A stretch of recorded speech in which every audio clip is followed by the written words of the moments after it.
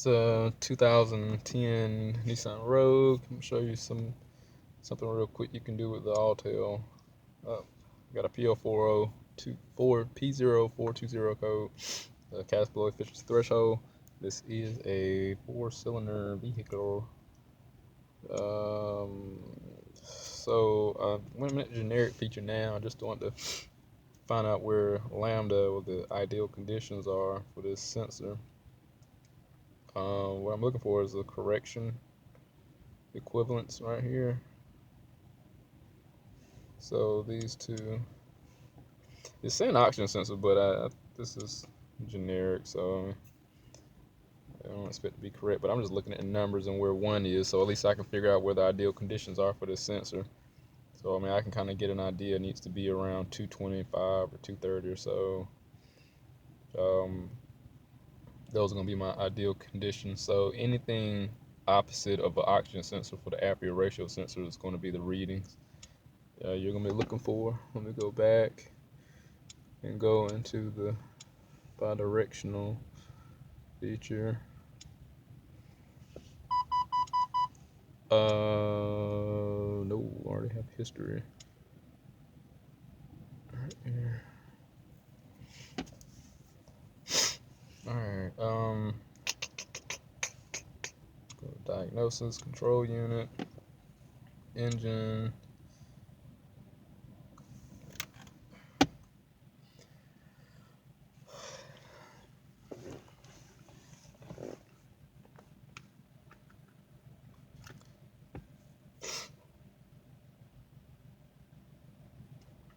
Active test. I'm going to go into fuel injection. And these are the PIDs that you want to pull up. I want to pull up bank 1, sensor 2, and I want the aperture ratio sensor. And what I'm going to do is command the fuel system to either add fuel or take away fuel. And what I want to see is the rear O2 sensor, the bank 2, not bank 2, but the sensor 2 reflect. And I want to see this one reflect also. So by the rules of O2 sensors and aperture ratio sensors, they're like opposite. So where the O2 sensor will be lean, which is a low number, these are close to ideal right here, right now. This should be somewhere around its ideal condition. So not really, but if it was getting the same reading, the low. So if this is low, like if this is at 100 millivolts, that would be lean conditions. This should be higher. You know, like probably, I don't know, just 3 volts, maybe.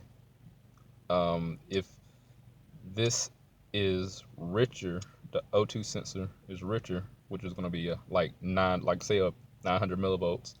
This number is going to be lower, the aperture ratio sensor, say like 1 volt or something. But I'm going to, like right now it's lean.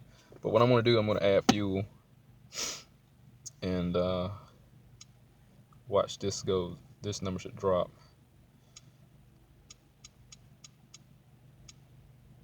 I'm trying to max it out. I think it's only about 20%. So now that's dropping.